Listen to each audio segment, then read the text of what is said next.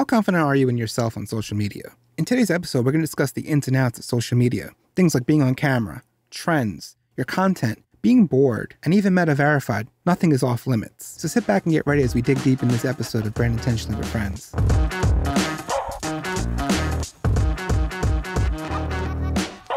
I'm so excited because today, my guest is a true powerhouse in the industry. He's a video marketing expert and a social media manager. He runs his own creative agency, Rubelli Digital, as well as the co-founder of Digital Bosses. And maybe most importantly, he's one of my best social media friends, Jospeh Rubelli. Hello. Hi, Garett. Thank you for having me. I'm super excited to be here. Thank you. Thank you so much for being here. I'm so excited to do this. How are you doing? Very well. How are you? I'm good. I think before, we go any further, really, I have to give you your flowers. Like, none of this. Podcasts, reels, none of this would be possible if it weren't for you. Because like last year, we were talking, you're like, hey buddy, why don't you hop on the podcast? I'm like, okay, cool. And you're like, okay, well, this is the day we're going to do it. And it's going to be on video. And I'm like, okay. And we did that. And then like a few weeks later, you're like, okay, now we got to promote the podcast. So are you free on Monday? Because we're doing a live. And I was like, no. Okay, I guess I can't let Joe down now, right? And from there, I just got more comfortable and it started flowing, which was really cool. And so without you, none of this would be possible. So just thank you. You're welcome. And thank you for this incredible presentation. And I have to say, I did put you out of your comfort zone several times in the same week. So that was kind of interesting. You definitely did. If it wasn't you, because we already had that relationship, I would have been like, you know what? I don't think I can do it. I'm sorry. But when it was you, I was like, I can't let Joe down. I love Joe. How can I let Joe down? Thank you. And, we had an incredible connection on social. And it started last summer, I remember, because you helped me to rebrand the whole page. And I always mention this every time someone asks me, oh my God, I started following you last year. And then I look at your page last September and there was a revamp and it was great. And it felt like shit. I was like, what? This is Garett. And, we did a post about it. We did talk about it. But it was really interesting to me because when we had you on the podcast, on the Digital Bosses podcast, it was all about having you to talk about intentional branding. But it didn't even occur to me that you never done a live until after we did it. No. So, by the way, that was your first live. That was my first live, my first video podcast. And I was terrified. And I thought I bombed, to be honest. And then I watched it back and I'm like, oh, damn, Joe's good at this. Joe really helped me flow with this and everything. And I never did any of this before. Amazing. It's true to what it is. You are the video expert. Anybody I ever talk to that's telling me, oh, well, I'm struggling, I tell them what I did. And then I tell them, you need to check out Joe. Joe is the best person for this. Thank you. I'm glad. And I love that you found the confidence. This is the whole point of my content. I started to niche down to video marketing in 2020 during COVID. And it was one of the best things I ever did because, I want to kind of dive into a little bit where I started with social media because not a lot of people know this. So I used to work in corporate. I was a social media manager. I started as a salesperson for a skincare brand in London. I am Italian. I moved to London when I was 20 and I worked in the beauty industry for about 10 years. And I worked in sales. I then shifted into marketing. And when I worked in marketing, I worked as a social media executive. Then I became a social media manager. Then I became an influencer marketing coordinator. So I was in charge of the partnership with the influencers. So I did quite a lot of work in corporate with influencer marketing. And that was kind of my jam at the beginning. But when I went to be a brand manager for another brand, I worked for a skincare brand for 4 years. And then I worked for another brand where I was the brand manager and I was responsible for the market of the UK, Italy, and the Middle East. And it was really about sales and marketing together. And that's when I started to realize what was really lacking in the industry. What happens is you have a lot of brands that are really good at sales in store and a lot of brands that are really good at sales online. And often the sales and marketing strategy are not connected, which was a big gap in the market. So when I quit my job because they asked me to move to Dubai and I say no, I decided to start consulting and work with skincare brands. I wanted to still be in the industry. And then I kind of branch out into travel. So if you go to my page back in 2018, there was a lot of travel content. I will go and travel. I was living in Europe at the time. Now I live in New York. So there was a lot of city breaks. And what I was doing, I was telling the story of the place and a little bit about me on the caption. We are talking about the time before Instagram stories. So it was very much a static platform. Instagram was very much a photo app. It sounds like it was so much easier then too. It is. Yeah, it was. Like there's so many less things to worry about. Yeah. And it was crazy because there was only one way to connect with people. There were no DMs, I believe. It was only comments and static pictures.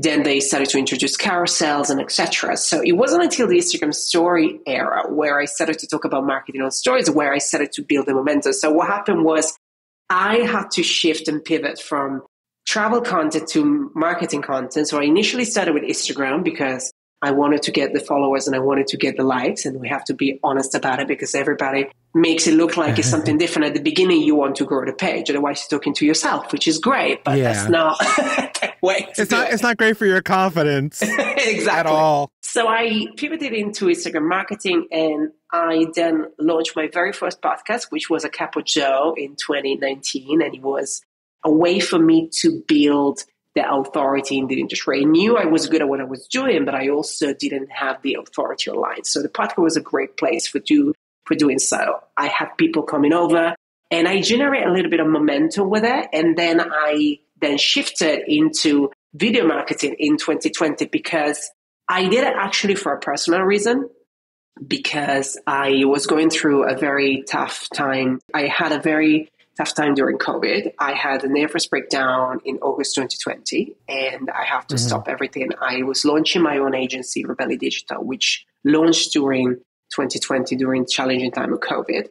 And, everybody was making bread during lockdown. I was launching an agency. So that's when I realized that I was biting more than I could chew. And it kind of had the best of me in August 2020, I had a breakdown. I went to the hospital. I had to take a full break. And then I started to go to therapy, one of the best things I ever did. And what my therapist told me was to start doing video journaling. Video journaling was a huge game changer for me because I will film myself every day and I would talk for about a minute on camera and use that as a way to share how I felt. And that video was only for me. It would not go on social. I took a break from social media for like 6 weeks at that time.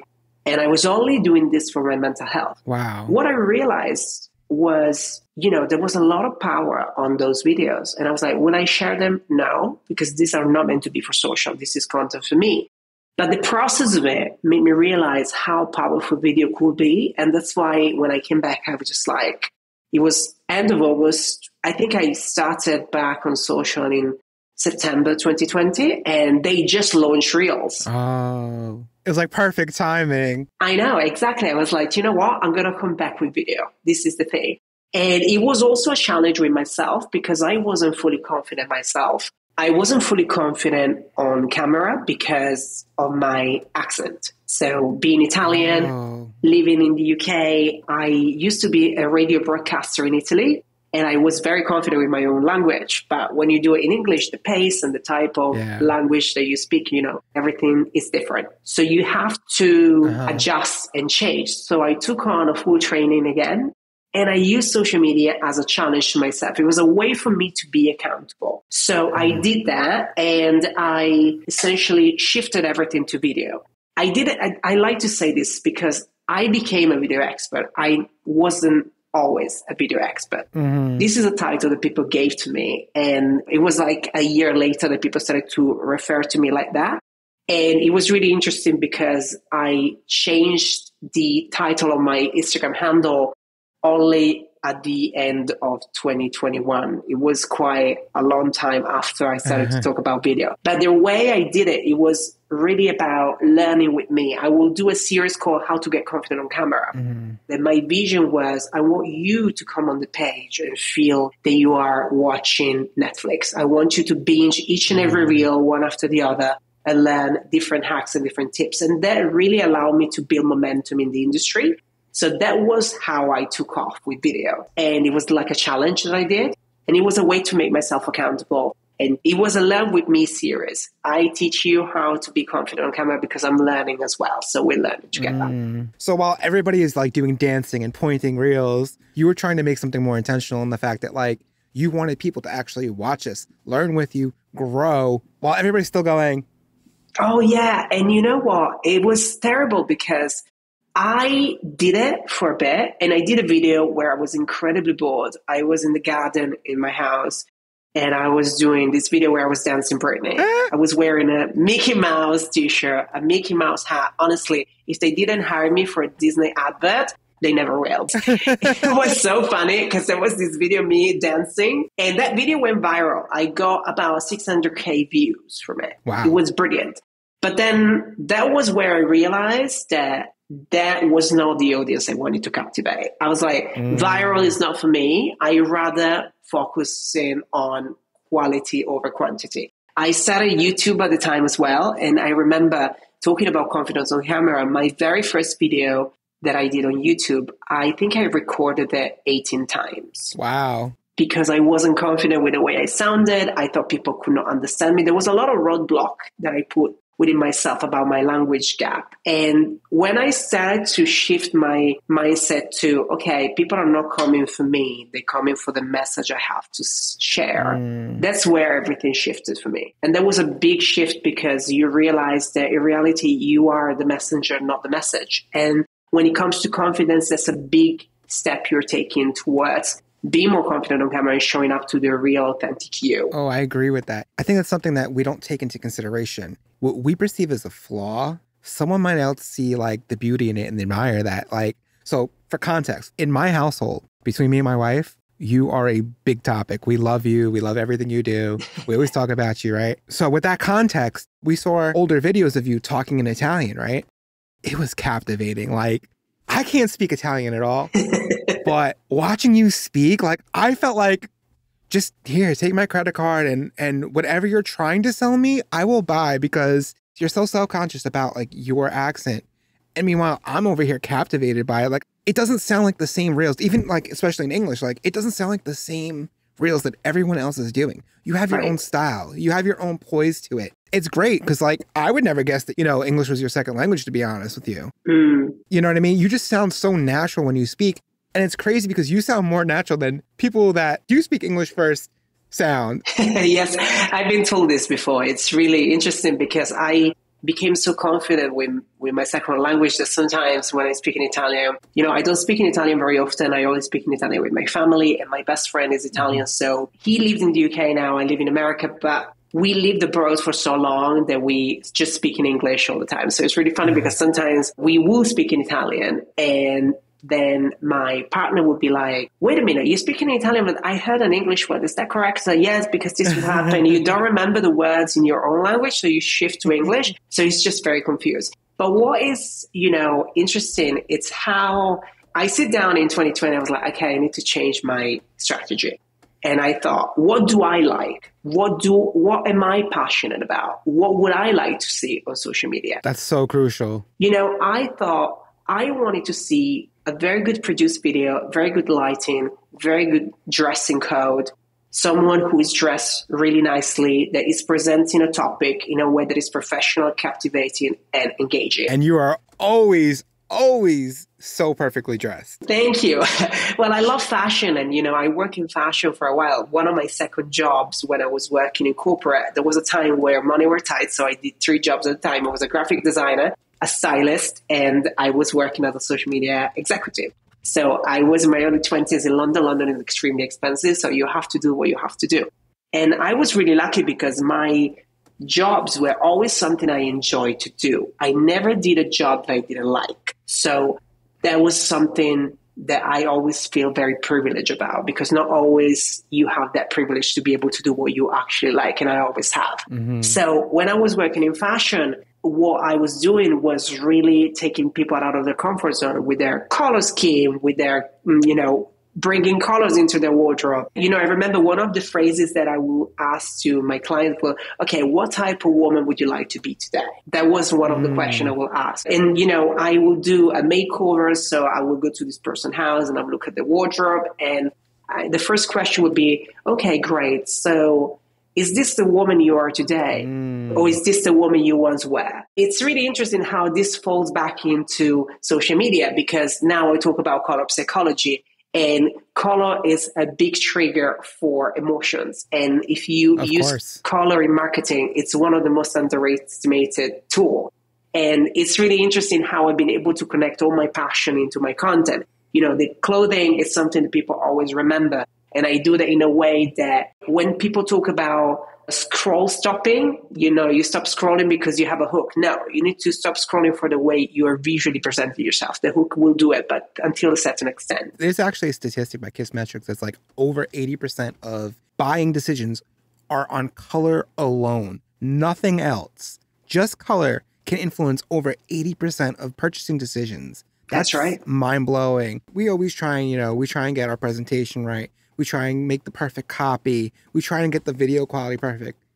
And it can really all come down just to your colors and how you actually connect to somebody to evoke that emotion. It's really interesting you mentioned that, because I am a recovery perfectionist. So that was one of the things that stopped me for a long time.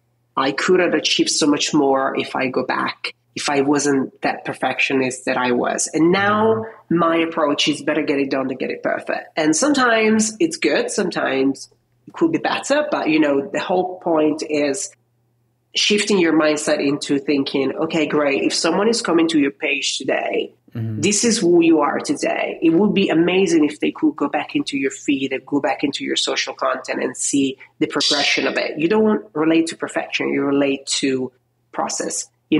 So I always mention, stop comparing your stage 1 to the stage 12 of your favorite speaker or your favorite coach or whoever you follow that you inspire yourself from, because that's a very big point. Often we compare ourselves to a version of a person that is not the same stage, is not at the same stage where we are right now. I think that's one of the key factors for imposter syndrome. And I mean, I know we've both struggled with that, definitely. Sometimes it's just like we see somebody else in our own niche and they're like so far ahead. They have, not that the followers matter in this aspect, but, they have 100, 200,000 followers and they're making content daily.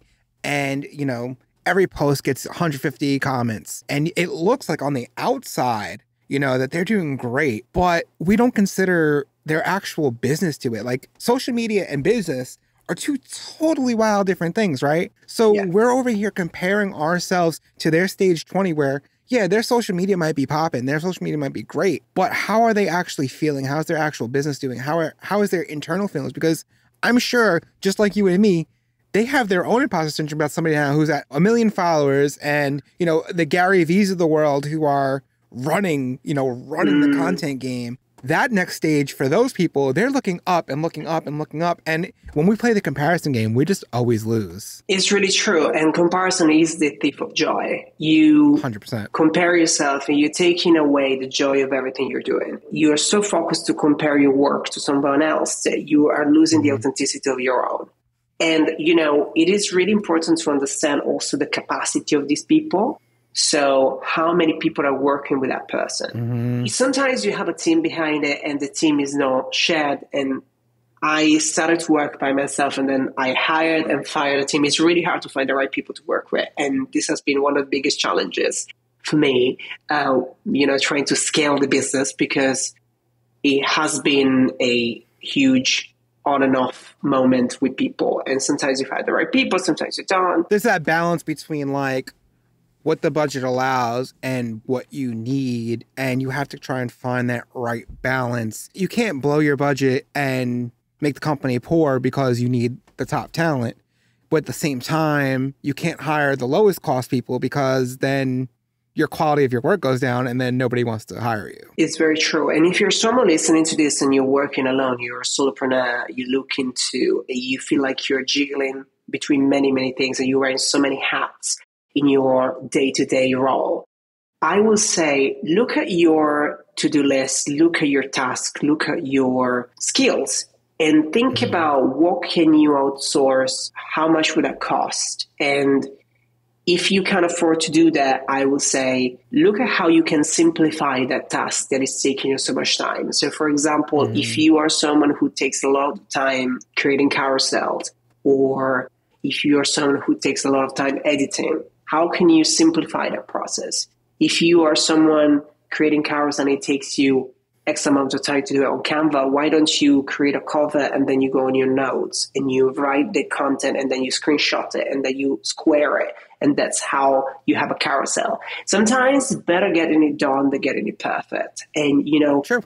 You can always progress. It's easier to progress over time rather than doing it all at once and then going backwards, because that's not productive. Yeah. And I think that another thing that people can do is, instead of, if you don't have the budget to constantly hire somebody to keep doing the same thing, instead of hiring somebody to do something ongoing, you can hire them to do it once. And it might cost a little bit more, but then they can make a template and you can use the template to kind of help work your flow better.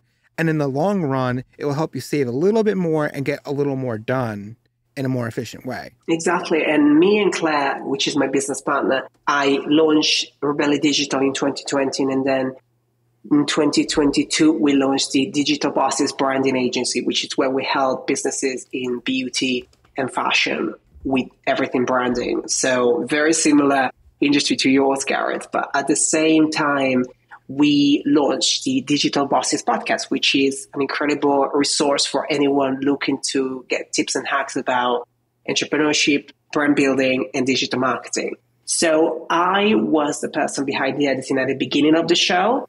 But then what happened was that task was taking a lot of my time. So me and Claire decided to outsource the editing to an editor.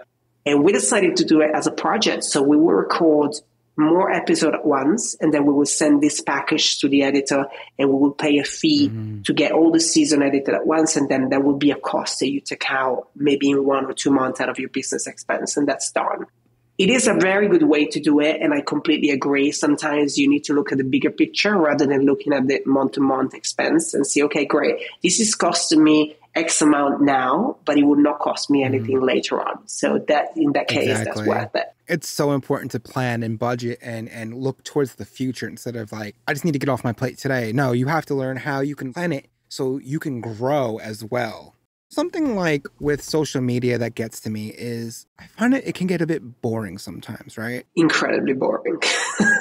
Sometimes like when one thing trends, that's all you see on social media for the next month or two. It's kind of like the meme rotation, right? Like when there's one meme, everybody has to remake that meme until the next big thing comes along. And it's kind of like that with social media. And it's getting so repetitive, exhausting, repetitive. And like, I know one of the hot topics lately that we both despise is this whole meta verified thing, right? Oh my God, this blue tick send people bananas. And it's weird because like, even in DMs, people are like, so I see you got the meta verified. I see you're verified now. Why did you do that? What's the point? Why are you giving them your money? Well, for one, more than just the verification mark, it's supposed to help you safeguard your account, right? You have a very popular account yourself. So, Of course, you need to safeguard your account so that nobody tries and hacks it. But for me, I have the username @Garett. Having only your first name as a username is pretty rare. And I get almost daily, like password reset notifications. Like somebody's trying to reset my password. But since I went to Meta Verified, they went away. I emailed support once. I'm like, listen, these IPs that are all over the country, they're not me. I'm not trying to reset my password. Stop it, because it's annoying. If it's not that, people are messaging me asking me if they could buy my username. Wow. That was a big trend in 2018. People were doing that. They were selling accounts for thousands of dollars to do that. They asked me to sell my account in 2018 and I say no. But I remember they were offering me quite a lot of money for it. It was an agency that offered me. It was a popular agency. We're not going to mention who it was, but it was quite interesting because they could see a momentum happening. And then I was just like, no, I don't think this is right. And for me, Meta Verified is the best thing that ever happened because I had a total of 22 impersonation last year. I had 22 accounts that pretended to be me. They will take my content from stories. They will take my content from my feed. They will copy and paste it using my name with a dot in it, something very subtle that people will not notice. And then they will message my followers and ask for crypto money. So that was huge. And I got to a point last September where it was unsustainable. It was happening every week. Every week there was somebody reporting. And then what happens is you have your whole story basically you share this on stories, and then people go through your stories, and you're like, it's basically people resharing this report. It's a nightmare. And then they introduced Meta Verified, which has been amazing. I got verified straight away. It was really good. And now everybody that have fake accounts with my name has been blocked. And I was terrified last year because I never seen so many accounts getting restricted. This was happening daily, and I was terrified this was going to happen to me. I mean, my account was open years ago. I always mention this, that my account is from the 80s. I never get any updates. I never get anything. I got the caption like 2 years later. Everybody was captioning their story and making it really cool. I never had the feature until I complained about it on live. And then I think somebody must have listened and they gave it to me. I tagged Museri and I said, listen, Museri, I need this. I remember doing a reel with the face of Museri on the green screen and sending to you on DM and say, do you think I should post this? And I was like, no, you're going to be shadow banned. Okay, fine. But then you didn't get shadow banned. And well, I'm shocked. Yeah, no, it was funny because Mr. Museri, this video is for you. I am incredibly thankful to see your lovely face every week on my feed. However, I would appreciate less updates and more working features, something like that. So, but going back to your points about repetitive content, I think what happened on social media in the last year is really interesting. We are having a huge shift on topics. Everybody's complaining about the reach. Oh, there's not enough reach. There's not enough engagement. My complaint is lack of creativity. Everybody does the same thing. 100% agreed. It's literally the same thing. Recopy and paste it. And, that's why I try always to think out of the box with my content. And it's not about coming out with something new, but it's about giving a twist that it's yours. So I don't have an Instagram marketing niche. Okay. So people don't come to my page to get all the Instagram updates. So if you're an Instagram coach, that's brilliant that you are keeping your audience up to date with all the updates because that's very useful. But then I see people sharing topics about Instagram updates and Instagram news in a feed that isn't Instagram marketing. So to me, I'm like, this is off-brand. And it looks desperate. It looks very desperate. I agree. And I'm like, how many posts do we need for you to tell me that I can put 5 links on my bio? I had it. It's just like, I can't deal anymore. Also, people are never happy because before it was like, oh, I want to get a blue tick, but it's only for celebrity. Now you have the blue tick. Now there is the whole protest around the blue tick. People don't want it. Yeah, you paid for it. It doesn't mean anything anymore. And I'm like, just calm down. And first of all, it's a free platform. People need to make money. It's a business. Meta is not a charity. Mark Zuckerberg doesn't live in Palo Alto because he has a charity organization. He lives in Palo Alto because he has a business. It's just a very successful business. Exactly. It's really interesting to me. And there is a big shift. Everybody is very repetitive. When I do community management, I do not remember whether I am engaging with somebody that I engaged before or someone new because the content is the same. Yeah. It's hard to stand out. Very true. And it doesn't help if you don't show up on video, which is why I'm so, strong about video presence and showing up on camera. Because when you show up on camera, it does not matter what you talk about. It's you. People will remember your face. People connect to people. With the caveat, though, that you have to be yourself. Very if you're just true. like this talking, saying, well, Meta added 5 links to the bio, then nobody's going to care at that point. This is leading me to a next point, which I think is really important. I don't know if you agree, but I notice a lot of arrogance from a lot of experts and people that say, stop doing this. This is why you're not getting this. And I know sometimes this is a tone of voice due to the hook that you're using because you need to kind of debunk the myth in the industry. But sometimes the delivery is extremely important. I don't feel invested in an account where the person is very bossy and is just telling you off all the time. Because you need to think about why people are in social media. If they're in social media for business, they want to feel welcome. They want to feel that they belong to a community and they want to feel helped because you're giving them resources that are useful. So what I mean by resources is giving actionable tips that are useful at the stage where they are right now. But before you do that, you need to understand what stage are they at. Within my personal brand and within the Digital Bosses brand, we do this thing called full transparency. It's a hashtag. that we use when we talk about something that could be defined as off-brand, but it's just a personal perspective. So I use the hashtags because it allows people to understand that that's my view. It doesn't have to be a rule. But you're not bossy with it either. You're like more of like from an educational standpoint of like, hey, this is my view. You don't have to agree with it, and that's fine. You can still grow if you don't agree with it. But since everybody's being so demandative about it, here's how I feel. And you could take from that and build your own perspective. For me, it's about my approach and my delivery. It's about this helped me. This is how it can help you too. Give it a try. And it's really about that, because if we're going back to the core of marketing, it's all about testing, optimizing, repeating.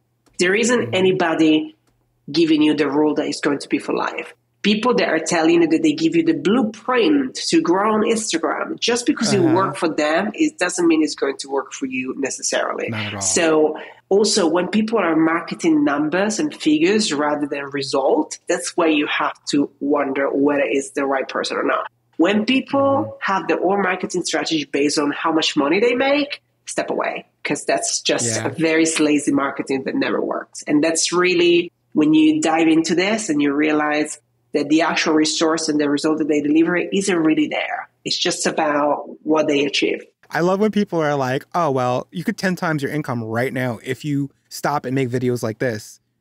Okay, but let's add context to that. What's 10 times mean? If I was making $1, you mean I'm going to make $10 now? Just because I stop you and go, hey, stop, and stop the feed for you. Like you said, it's sleazy and it's lazy. Because everybody can try and connect on money because, you know, money is a topic, whether for better or worse, we all need to make it. When people do that, like, yeah, of course it's going to get attention.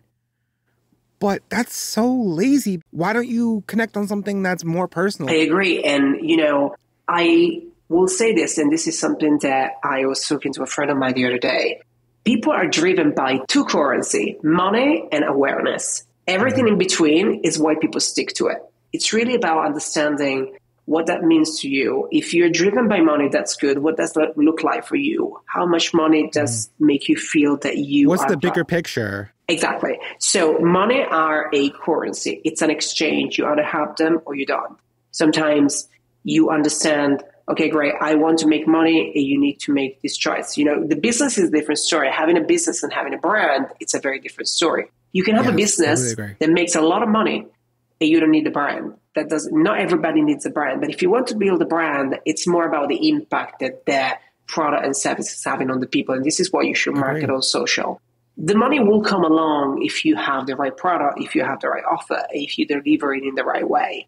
And I think, you know, people want two things when they go on social media. They either want to make money or they want to grow really fast. Everything in between is what people do wrong. So I feel like if you're listening to this, think about your plan and think about, okay, what does awareness bring to me?